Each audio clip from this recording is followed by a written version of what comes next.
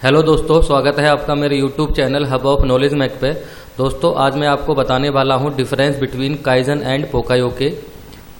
इसके अलावा मैं आपको बताऊंगा काइजन एंड पोका योके को इम्प्लीमेंट कैसे कर सकते हैं, कौन सा मेथड है इनको इम्प्लीमेंट करने का, कंटिन्यूअल इम्प्रूवमेंट क्या होता है। तो friends, if you need to have complete knowledge about kaizen versus poka yoke, please keep this video till and.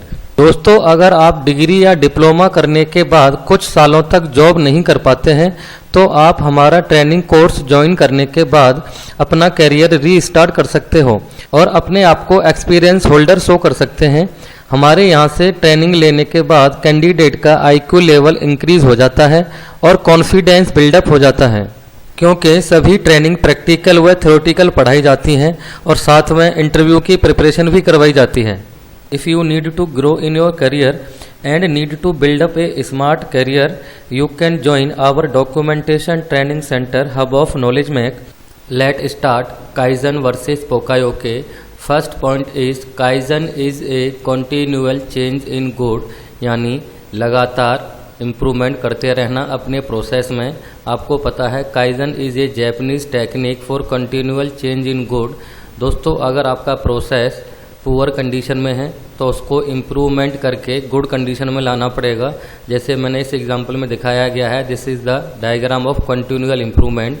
जैसे आप 0 लेवल पे हो तो 0 से 1 पे जाना है, मीन्स आपको जो है प्रोसेस में इम्प्रूवमेंट करना है, गुड कंडीशन में लेके आना है इसको, फिर गुड से बेटर पे लेके आना है एंड बेटर से इसको बेस्ट कंडीशन में लेके आना है। दोस्तों, आपको एक बात हमेशा ध्यान रहना चाहिए, इम्प्रूवमेंट का कोई एंड नहीं होता है।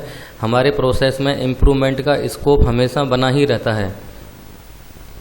Poka yoke is a mistake proofing technique.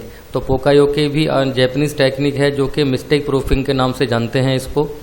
Mistake proofing का मतलब है ऑपरेटर जाने और अनजाने में भी गलती ना कर सके। जैसे आपने देखा होगा, पहले जो ATM मशीन थी उसमें ट्रांजैक्शन करने के लिए ATM को पूरा अंदर जो है उसके इंसर्ट करना पड़ता था। इसमें प्रॉब्लम आती थी कि आपका ATM जो कार्ड जो है ATM मशीन के अंदर ही कई बार ड्रॉप कर जाता था और ट्रांजैक्शन कंप्लीट भी नहीं होती थी।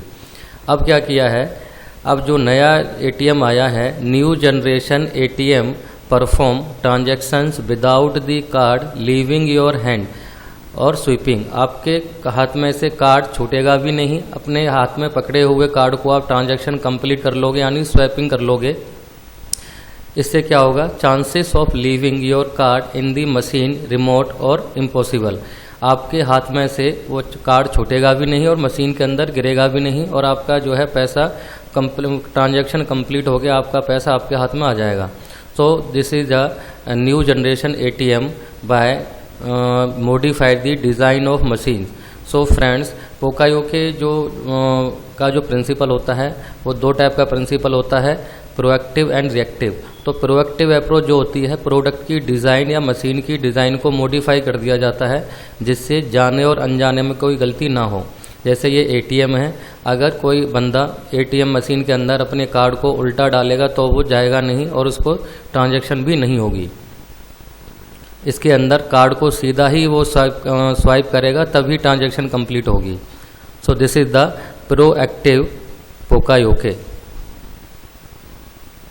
अब मैं आपको बताता हूँ कंटिन्यूअल इम्प्रूवमेंट होता क्या है। यहाँ पे ये ग्राइंडर पे जो है इस कॉपर ट्यूब को ग्राइंडिंग कर रहा है, मीन्स बफिंग कर रहा है। ये बफिंग करने से जो उसका जो बुरादा है ये एयर में मिल जाता है और एयर में मिलने के बाद हम जो ब्रीथ लेते हैं, ब्रीथ के साथ में ये अंदर चला जाता है, ऑपरेटर के अंदर चला जाएगा तो क्या होगा, सांस लेने में दिक्कत होगी, हमको डिसीज़ भी बन सकती है, हमारे लंग्स खराब हो सकते हैं। इस बुरादे को प्रिवेंट करने के लिए कि ये एयर में ना मिले, इसके लिए हमने क्या कर दिया, एक कवर कर दिया एक्रेलिक सीट लगा के और जो लोहे की चैनल में इसको फिट कर दिया एक्रेलिक सीट को, ताकि जो उसका जो बुरादा है बफिंग का वो एयर में ना मिले और जिससे कि ब्रीथ के साथ में वो हमारे बॉडी के अंदर एंटर ना करे। तो एक इम्प्रूवमेंट तो ये हो गया। अब इसके अलावा भी और भी क्या इम्प्रूवमेंट हो सकता है फ्रेंड, तो इसको बोलेंगे हम कंटिन्यूअल इम्प्रूवमेंट। जैसे यहाँ भी हमने क्या किया, अभी भी जैसे मैंने बोला था कि इम्प्रूवमेंट का कभी एंड नहीं होता, अब ये चीज़ बिफोर कंडीशन में आ गई। यहाँ पे हमने क्या कर दिया, एक इसको मोटर लगा दी जो कि बफिंग वाले बुरादे को सकिंग करके जो है इस बॉक्स में रख देगा। यहाँ पे एक कंटेनर रख दिया और इसे डक्ट लगा दी। इस डक्ट को हमने एक मोटर के साथ फिट कर दिया है ताकि जो भी बुरादा निकलेगा उसको सकिंग करके इस डक्ट में एक्यूमुलेट कर देगा। तो ये होता है दोस्तों continual change in good, means अपने प्रोसेस में लगातार सुधार करते रहना। Next point is Masaaki Imai father of kaizen. आपको पता होगा जो काइजन का इम्प्लीमेंटेशन या कंसेप्ट जो दिया है वो मसाकी इमाई ने दिया है, इसीलिए इनको फादर ऑफ काइजन बोलते हैं। Masaaki Imai is a Japanese engineer and Shigeo Shingo father of poka yoke. पोका योके का जो कंसेप्ट है ये जापानीज इंजीनियर सीगियो सिंगो ने इन्वेंटेड किया था।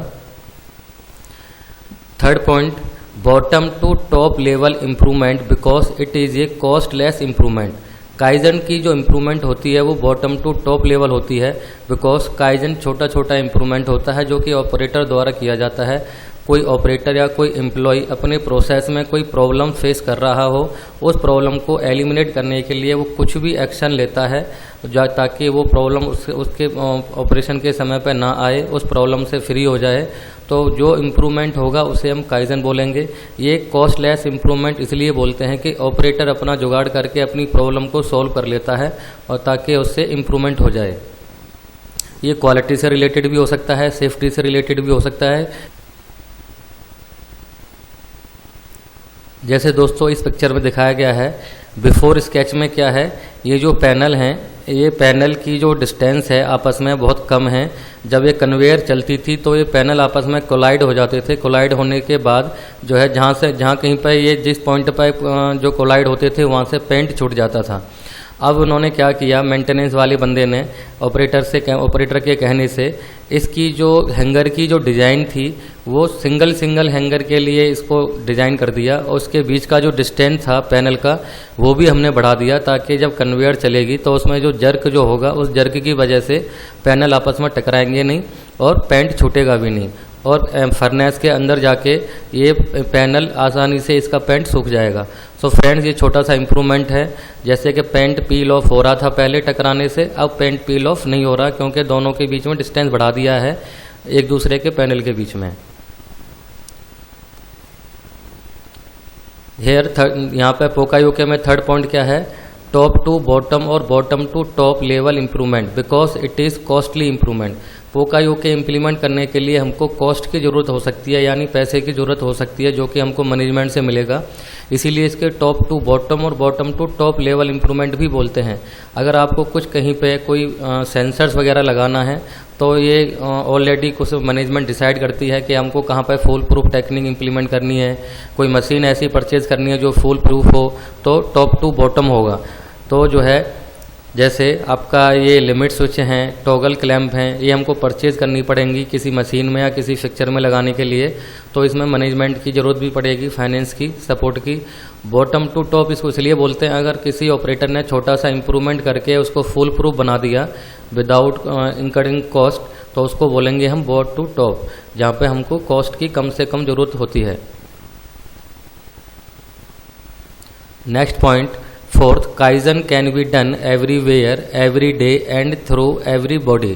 काइजन को हम कहीं पर भी कर सकते हैं और डेली कर सकते हैं और किसी के द्वारा भी हो सकता है, यानी सभी लोगों को इसको काइजन की एक्टिविटी को करना चाहिए, हर रोज़ करना चाहिए ताकि कुछ ना कुछ इम्प्रूवमेंट होता रहे। जैसे यहाँ पे क्या है, ये स्विचेस के अंदर ये स्विच बटन है 5-6, इनमें से अगर मुझे देखना है कि लाइट का बटन कौन सा है या फैन का कौन सा है तो कोई अननोन पर्सन होगा इन सबको दबा के प्रेस करके देखेगा तो कोई कौन सा जो लाइट है जिससे लाइट जो है दबाने से जल जाए। अब मैंने क्या किया, आफ्टर में जो बटन था लाइट का वहाँ पे मार्कर से L लिख दिया और F वाले फैन वाले पे F लिख दिया, तो कोई भी अननोन पर्सन आएगा वो जो डायरेक्ट जो है L वाले बटन को ही दबाएगा लाइट के लिए और फैन के लिए F को दबाएगा। तो दोस्तों ये छोटा सा इम्प्रूवमेंट है, इसको हम घर पर भी कर सकते हैं, कंपनी में भी कर सकते हैं, कहीं पर भी कर सकते हैं। पोका योके में क्या है, poka yoke only done in machine equipment fixture vehicle ETC। क्योंकि दोस्तों पोका योके सेंसर की फॉर्म में होते हैं, तो पोका हैं जैसे फॉर एग्जांपल ये गाड़ी है, गाड़ी में क्या पोका योके होता है, automobile control have a mistake proofing device to ensure that the key is in the on position before allowing the driver to shift out of park. The keys cannot be removed until the car is parked. इसका कहने का मतलब ये है, जब हमारी जो गाड़ी स्टार्ट पोजीशन में होगी, ऑन पोजीशन में होगी, तो हम जो है अपनी की को बाहर नहीं निकाल सकते। की तभी बाहर निकलेगी तब हम गाड़ी को कहीं पार्क कर देंगे या कहीं उसको खड़ा जो है किसी सेफ जगह पर खड़ा करके और इंजन को बंद कर देंगे, तभी हमारी जो है जो चाबी है गाड़ी से बाहर आएगी। तो this is the poka yoke. Next 5th point, every improvement from kaizen can not be known as poka yoke. किसी भी तरह के काइजन के फॉर्म के इम्प्रूवमेंट को हम पोका योके नहीं कह सकते हैं। जैसे मैंने इस एग्जांपल में दिखा रखा है, इस बटन में कोई भी इंडिकेशन नहीं है कौन सी बटन लाइट की है, कौन सी बटन फैन की है। अगर मैं यहाँ पर एल लिख देता हूँ लाइट के लिए, एफ लिख देता हूँ फैन के लिए, तो ये काइजन है, नॉट ए पोका योके। पोका योके में अब 5th पॉइंट क्या है, every kind of improvement from पोका योके इज नोन एज काइजन। पोका योके के फॉर्म में कोई भी इम्प्रूवमेंट किया जाता है तो हम उसको काइजन भी कह देते हैं, क्योंकि काइजन का मतलब भी जो है इम्प्रूवमेंट होता है। बट पोका योके का जो इम्प्रूवमेंट है वो फुल प्रूफ होता है, यानी मिस्टेक प्रूफ होता है। वहाँ पे जो है ऑपरेटर जाने अनजाने में भी जो है गलती नहीं कर सकता। यहाँ पे आप देखो, कोई बंदा अगर जानकर भी किसी दूसरे बटन को भी प्रेस कर सकता है। बट यहाँ पे क्या है, पोका योके के अंदर इस मशीन को, ये कोई प्रेस मशीन है, ये तभी ऑपरेट होगी जब ऑपरेटर दोनों बटन को दोनों हाथों से प्रेस करेगा। तो यहाँ पे क्या है दोस्तों, यहाँ पे एक्सीडेंट होने का, यानी हाथ के कटने का, जो हाथ कट जाते थे एक्सीडेंट होने से प्रेस मशीन में, वो अब एलिमिनेट हो चुके हैं। ताकि क्योंकि इस मशीन के डिज़ाइन को इस तरीके से कर दिया गया है, ये मशीन तभी ऑपरेट होगी जब दोनों हाथों से दोनों बटन को प्रेस करेगा। तो ये पोका योके है, इसको हम काइजन भी कह सकते हैं। Next 6th point, kaizen operation dependent on operator sincerity. दोस्तों जैसे कि मैंने आपको बताया, यहाँ पे अगर ऑपरेटर जो है या कोई अननोन पर्सन चाहे तो अभी भी ये एल और एफ लिखने के बाद भी इनके साथ मस्तीखोरी कर सकता है, किसी भी बटन को दबा सकता है।